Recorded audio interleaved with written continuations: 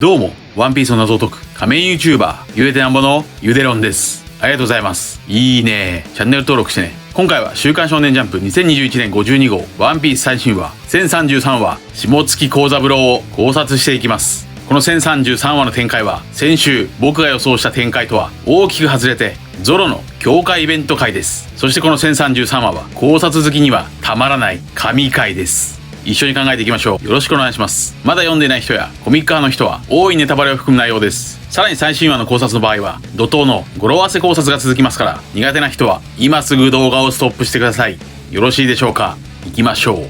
今回1033話のスタートはゾロ VS キング。ゾロはここで暴走したエンマに奪われた覇気を戻しました。これが1033話の話数の語呂合わせ一つ目、テザーミー。テザーミーでしょうか。テザーミーとは私をつなぐ、私の絆という意味です。ここでキングがゾロに飛びかかりますが、キングはゾロの前でなぜか何もせず立ち止まります。驚いたゾロはキングの腹に刀を突き刺しました。これが1033話の話数の語呂合わせ2つ目、入れ刺す。入れ刺すでしょう。3は英語で3なのでスです。わざとゾロに刺させたキングは当たりだと言うと、なんと大爆発が起こりました。当たりとはどういうことでしょうか。ゾロはキングの腹を刺していますから、これはもしかすると丹田でしょうか。丹田とは東洋医学の概念で腹に気を集めて練ることです。キングは丹田と同じ漢字探求丼という技も使っていました。キングの謎については動画の後半で考えましょう。場面は変わって佐野と遊郭のサンジ VS クイーン。ここでサンジの眉毛はやはりこれまでのグル眉ではなく逆のままです。つまり1031話の眉毛はミスではなく本物だったようです。サンジの体に異変が起きてグル眉が逆回転になってしまいました。そんなサンジにやられて吹っ飛ばされたクイーンはサンジと電話していた海賊狩りのゾロについて話し、ゾロではキングには勝てないと言います。なぜならキングは絶滅したルナーリア族の生き残りであり、ルナーリア族は自然界のあらゆる環境下でも生き残ることができる怪物のような種族だと語り、だからこそ古代の人々から神と呼ばれていたと言います。つまりルナーリア族イコール神であり、神の国とはルナーリア族の国であることがここでほぼ確定しました。サンジはそんな種族がなぜ滅んだんだとクイーンに聞きますが、クイーンは歴史に聞きやがれと言います。これが1033話の話数の語呂合わせ3つ目、問う惨殺。問う惨殺でしょう。場面は再びゾロ VS キング。自爆したのに無傷のキングをゾロは不思議に思いますが、ここでキングに一刀流居合、死死死孫孫を浴びせます。しかしこれもキングには効きません。ここでキングは再び天ぷらうどんを発動。しかしそんな危機的な状況でエンマが再び暴走。ゾロは脇腹を攻撃され3本の刀を落としてしまいます。これが1033話の話数の語呂合わせ4つ目、手みそ。手みそでしょう。手みそとは自分が原因で失敗してしまうことです。こちらは先週語呂合わせのみ的中できました。落とした刀を拾い集めるゾロ。まずは三大鬼鉄を手にします。この時三大鬼鉄を作った刀鍛冶天狗山秘鉄や三大鬼鉄を譲ってくれた一本松のことを思い出します。これは以前も考えましたが、鬼鉄つながりで天狗山秘鉄と一本松はつながっており、天狗山秘鉄は網笠村の巨大な一本松の上にいました。そして次に拾ったのは和道一文字。ここでは死んだ親友のクイナの父下月幸四郎から譲ってもらったシーンを思い出しています。さらにゾロは和道一文字と閻魔の生みの親は同じ名工下月幸三郎だということを思い出します。これが1033話の話数の語呂合わせ5つ目、遠見する。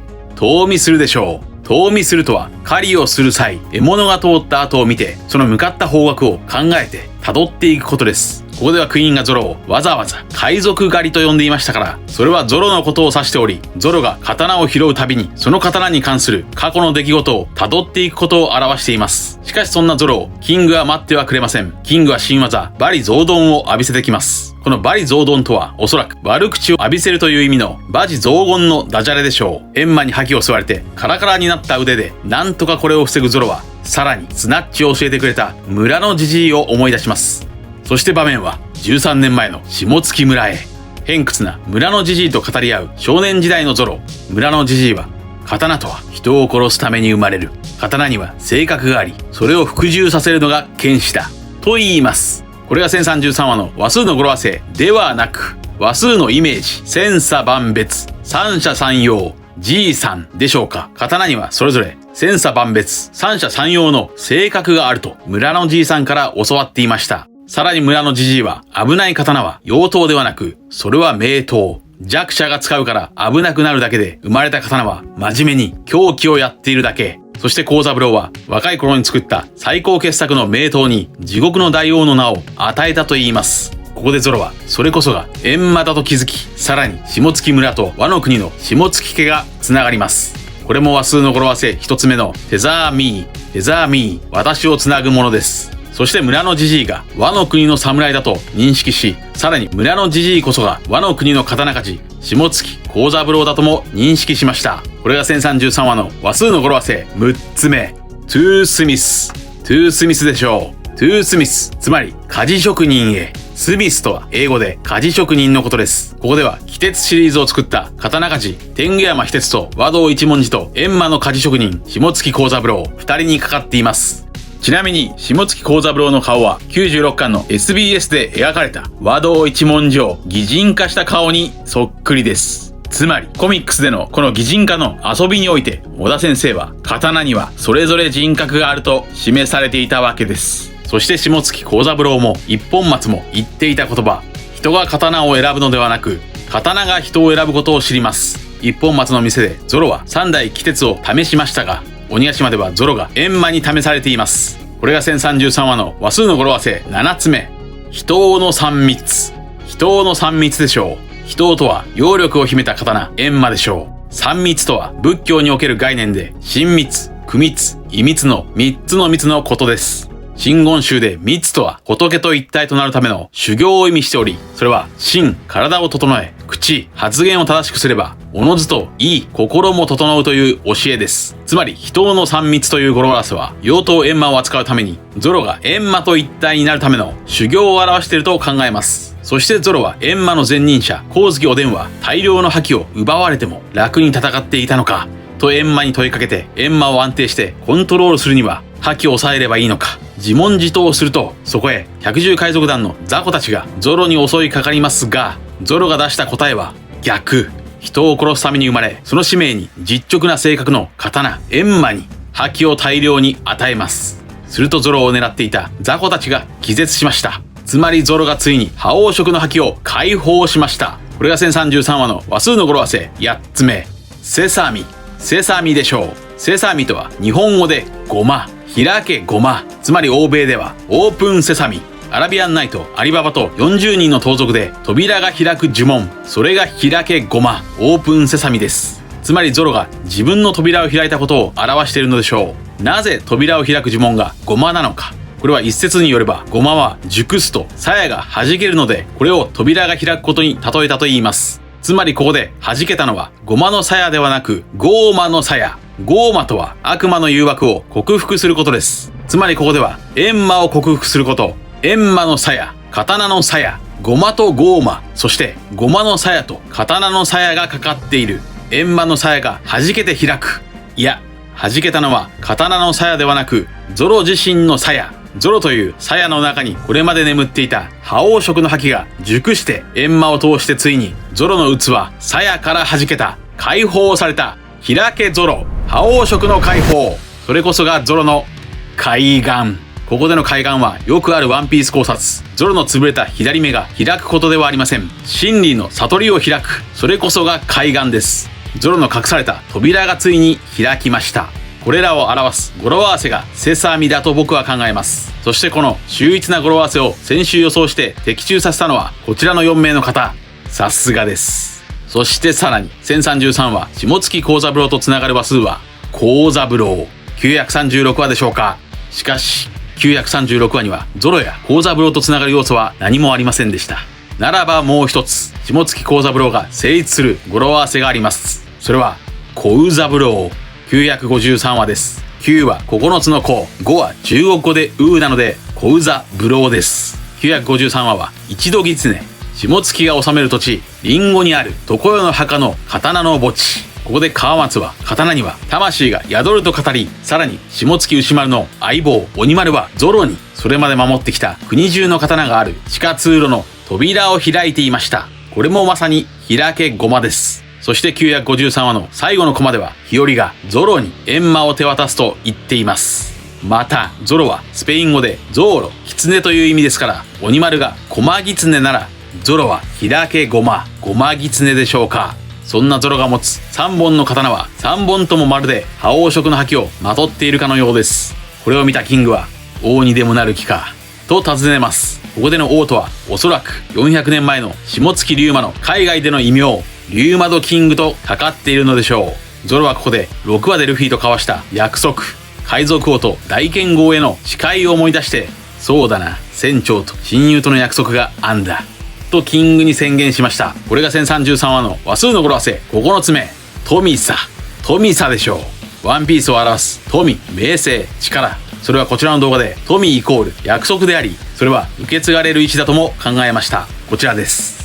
もっと言えばおそらく富とは約束のことであり、それは受け継がれる意思でしょう。なぜならルフィの麦わら帽子はシャンクスとの約束を表すもので、シャンクスからの受け継がれる意思イコール富だとわかるからです。さらにゾロの宝物は3本の刀だとも語られていました。それは世界一の大剣豪になることをクイナと約束した富、つまりこれも受け継がれる意思です。よって富イコール金銀財宝が表の意味で、裏の意味が富イコール約束イコール受け継がれる意思でしょう。このように物語の中に富、名声、力の金銀財宝や称号、武力、権力、裏の意味である受け継がれる意思、人の夢、時代のうねり、以上の6つが物語の構造に使われていると考えますから、これがワンピースの正体の一つの答えでしょう。そしてこの1033話で約束が登場し、さらに富そのものを表す103話話数の語呂合わせは富においてもラブーンの約束が描かれていますから、富イコール約束です。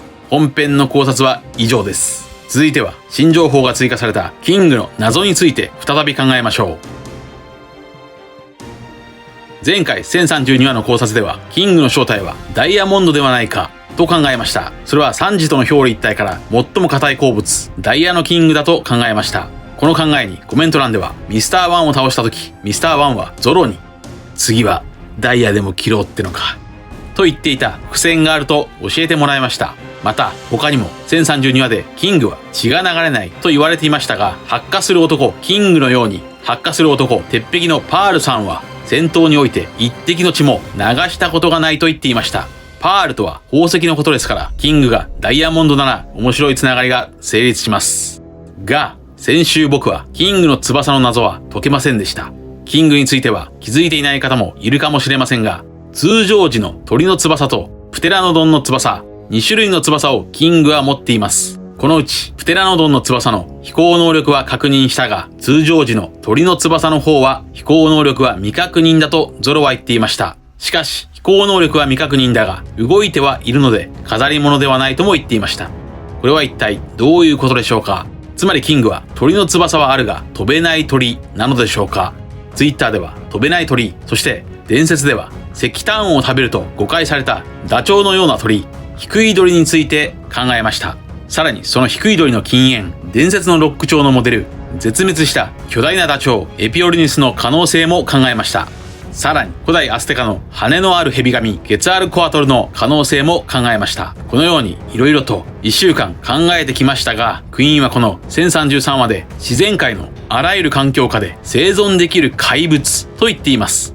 あらゆる環境下ということは酸素がない水中でも生きていけるということでしょうか。となると通常の生物ではなさそうです。つまりキングの正体は石炭そのもの、石炭人間。いや、見方を変えれば石炭とは植物の化石ですから、だからキングの顔には植物のようなタトゥーがある。